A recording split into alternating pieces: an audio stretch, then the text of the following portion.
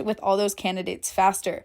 I know for me, it was so hard to find an assistant. It took hours and hours and hours of my time, and I wish I had used Indeed. And definitely for anything else I have in the future, I will be using Indeed.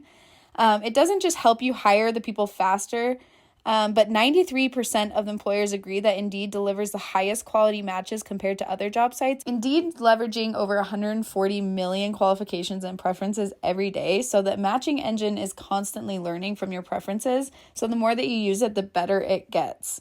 So you can join more than 3.5 million businesses worldwide that use Indeed to hire great talent fast. Honestly, this is amazing. And listeners of this show will get $75 sponsored job credit to get your jobs more visibility at Indeed.com/fairlyodd.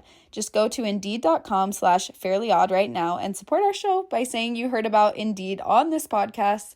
Indeed.com/fairlyodd. Terms and conditions apply. So you need to hire, you need Indeed. Back to the girl talk. We are doing a venting session where you guys have submitted stuff that you need to just get off your chest. And we are just going to help you navigate through this if we can. Yeah. Again, this is just our opinions. Take it with a grain of salt. But you guys need to vent, and we're here to listen. So we're going to get into these, start reading some. Yes. And it's exciting because we haven't read these. So. Yeah, and it's like, it's fun because sometimes people don't have somebody that they feel like they can vent to, that they can trust. And so it's fun to be able to kind of just type it out and be like, boom, it's anonymous. Yep. You know, like here you go. I can finally get this off my chest. Yeah. Unless we out you. No, I'm just kidding. I'm totally kidding.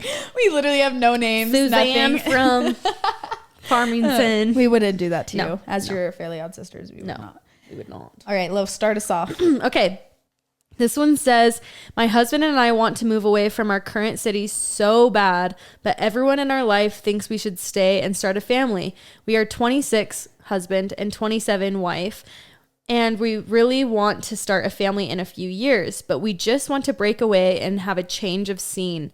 I also just got fired from my current job and had to take a really good job locally because I need money. I need to make money.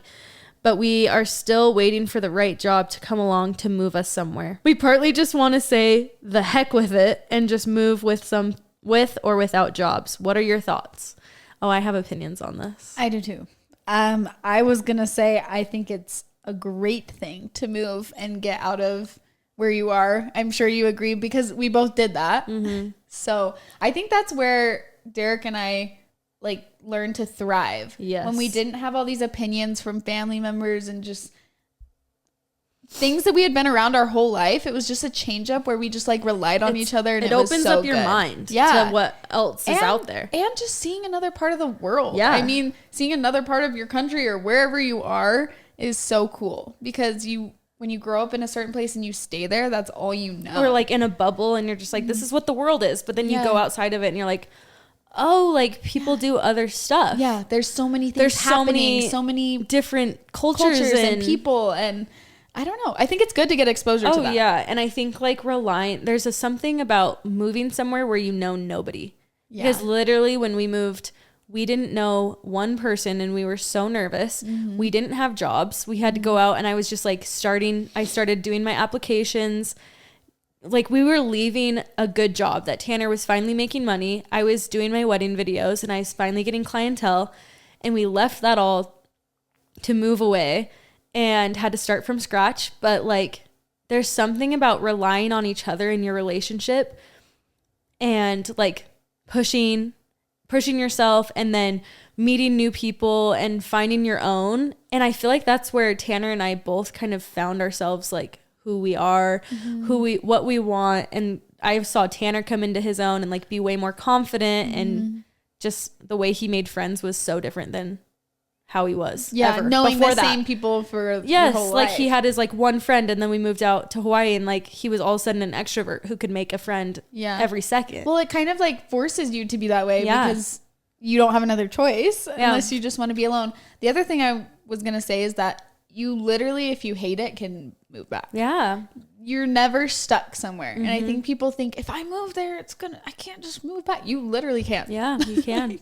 You can go, and if it's not for you can move somewhere else. You can go back to where you were. Yeah. But I would always tell people the best thing that we did was move away. Not because we are obsessed with our families and we love them so much.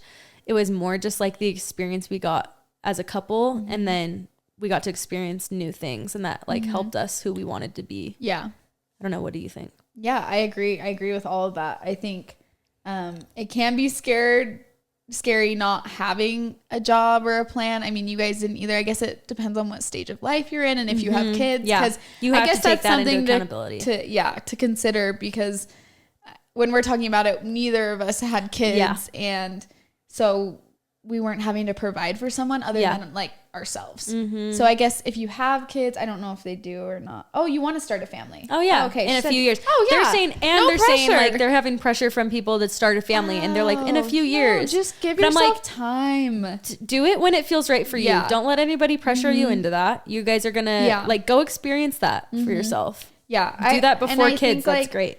Honestly, moving away when you don't, it is harder with kids to up and move, especially when they start getting into school and doing things they have like friends. That. And I think now is the time. Reading your thing. For sure. Go. Anyway, those are our thoughts on that. All right. This one says, I had breast implants for years and they ended up making me sick. I had them removed and I wish my self-esteem was better without them. But here we are trying to accept my body as it is. Have you thought of getting implants ever? Would you?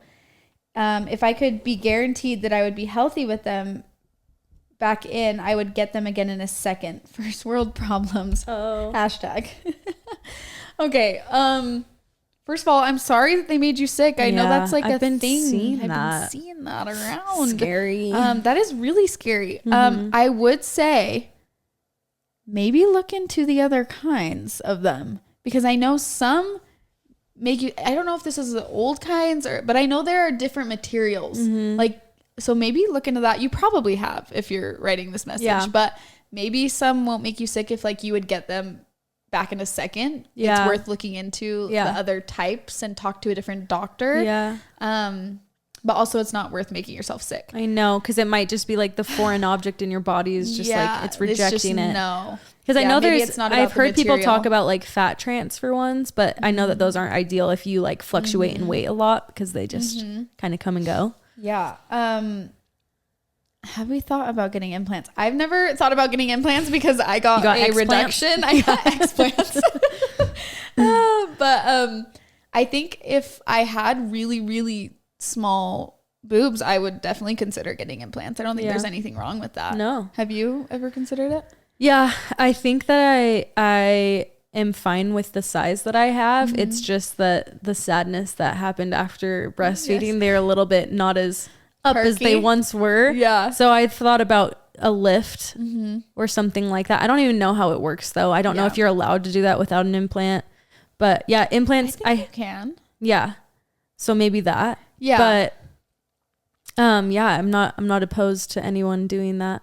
It's fully normal for your self-esteem to feel a little bit more down, especially if you loved having them. Yeah. If you got used to that. Yeah, you got used to having that and loving it. It's just gonna like take some time to probably get used to. But I would say like you're probably the only one that's like thinking about it. Oh yeah. That would be like my safe thought, is like nobody around you is thinking, oh, her boobs went from this to this. It's probably 100% like you thinking that. Yeah. And I would even say like in the beginning when I first saw my boobs and how they changed, I was like, whoa, I'm for sure like going to do this and this to fix them. Like I want them to be higher, I want them to be back to normal. But even I've gotten so used to the way they are now and I'm like, oh wait, they look totally fine. Yeah. And I've noticed like whenever I wanted to change something, or like even when I got a reduction, people didn't even know, my mom didn't even know like how bad they were. Do you know what I mean? No one is paying attention. I mean, that's my mom. I feel like she would know. Yeah. And it literally took me like walking into her room buck naked being like, this is what I'm talking about. She's like, oh, okay, like I'll get you an appointment. But like no one's really thinking about it. Yeah. So let that feel calming to you. And then maybe